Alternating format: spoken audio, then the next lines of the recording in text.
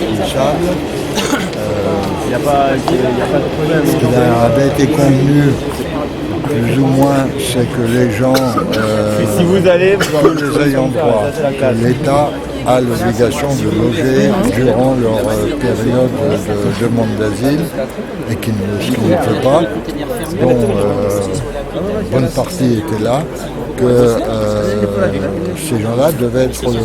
Ils nous avaient assuré que je cherche un appartement, c'est s'ils facile étaient de m'aider. identifiés, ils pourraient évidemment être relogés. Aujourd'hui, on assiste à une expulsion par la force publique, 2, on étudiera les cas, 3, pas de solution à cet instant. Voilà.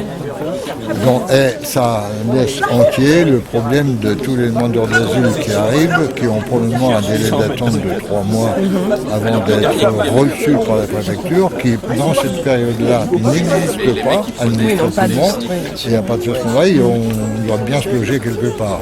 On est au mois d'octobre, dans un mois, dans 2 mois, il va geler à Dijon, on ne va pas laisser des gens, des familles avec des enfants, il y en a dans la rue. Alors ici, il y avait surtout des mecs, des hommes seuls. Pas de famille Il n'y avait pas de famille ici. Les familles sont dans d'autres endroits.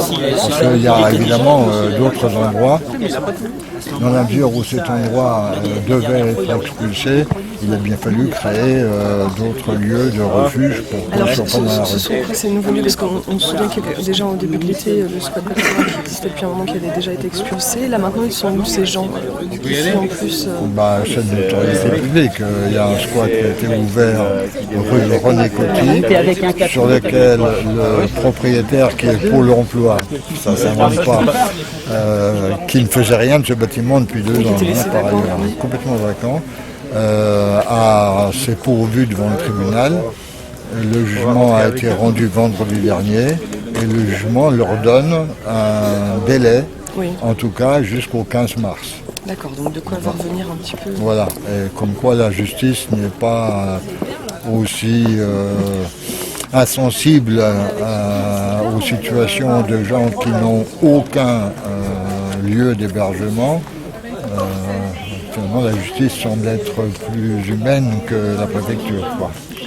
Vous me dites donc des hommes qui sont concernés ici, combien à peu près combien de personnes habitaient ici, étaient logées ici? Comme l'expulsion était prévue, programmée, je dirais, il restait à peu près une 50aine de personnes. Et le problème, c'est que la préfecture n'a aucune proposition. Au mieux, c'est le 115. Au pire, c'est prenez rendez-vous, on les recevra en priorité. Sauf que je discutais avec les gens qui sont à l'entrée ici, aller leur parler, et eux, ils ne savent pas où aller, quoi, concrètement. Oui, ils ne savent pas. Oui, ils ont même parfois, pour certains, des problèmes avec la langue, et bon, ils sont là avec leurs valises, on vient de les réveiller, de les foutre dehors, et puis voilà. C'est la réalité concrète, humaine. Il y a à la fois des grands problèmes, des grands dossiers, tout ce qu'on veut, et puis il y a la réalité physique d'êtres de chair qui se sont fait réveiller ce matin pour se faire mettre dehors par des CRS armés. Sur le déroulé de ce qui s'est passé en fait ce matin, donc les forces de l'ordre sont arrivées tôt ce matin, c'est ça? Ils sont arrivés tôt ce matin, ils ont forcé, ils sont rentrés par infraction, le cas de le dire, et ils les mettent dehors. Quoi, voilà. D'accord. Alors bon, comme en même temps ce sont des gens qui ne sont pas violents, ils vont pas se battre et résister, donc ils ont l'habitude de prendre leur baluchon et puis de se tirer ailleurs, quoi, comme d'habitude. Oui. C'est pas la joie pour la France des pays de l'homme. Ce matin. Bonjour Françoise Duguay, on se trouve aujourd'hui sur le lieu d'une expulsion aux Petites Roches. Tu peux me donner quelques précisions, s'il te plaît, sur ta présence ici? Oui, ce matin, nous avions été quand même en lien précédemment avec les services de Coalia et de l'hébergement d'urgence, le SIAO, oui, pour faire l'inventaire des personnes habitant aux Petites Roches.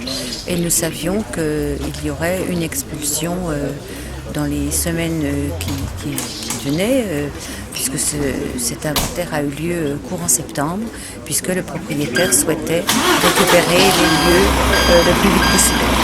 Oui, on a eu l'information récemment par rapport au tribunal sur le squat de la rue Coty, Oui. boulevard de Chicago. Est-ce que tu penses qu'il y a une incidence entre le fait qu'il y ait eu cette décision-là et aujourd'hui Non.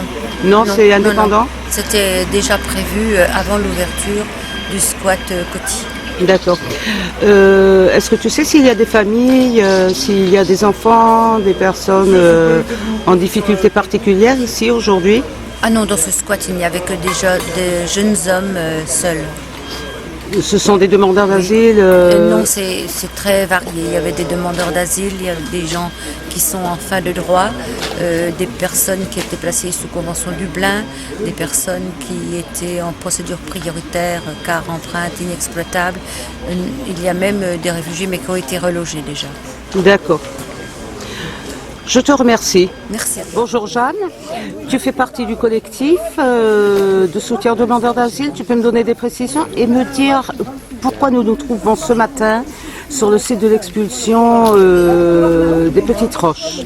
Alors, bonjour, je fais partie du collectif Asile 21, je suis par ailleurs membre de la LDH. Je suis venue, donc là ce matin, ils sont en train d'évacuer le squat des Petites Roches, où il y avait des demandeurs d'asile, principalement de la Corne de l'Afrique, Érythrée, Soudan, etc. Et il y a normalement une partie de ces demandeurs d'asile qui devraient être pris en charge. Est-ce qu'il y a beaucoup de personnes sur le squat en ce moment? En ce moment, il n'y en a plus beaucoup. Parce qu'il y en a une grosse partie qui est partie à René-Coty, donc l'autre squat qui a été ouvert par le collectif. Donc il en restait peu ce matin. On était plus ou moins sensibilisés au fait d'une expulsion dernièrement, mais on n'avait pas évidemment ni de date ni de précision.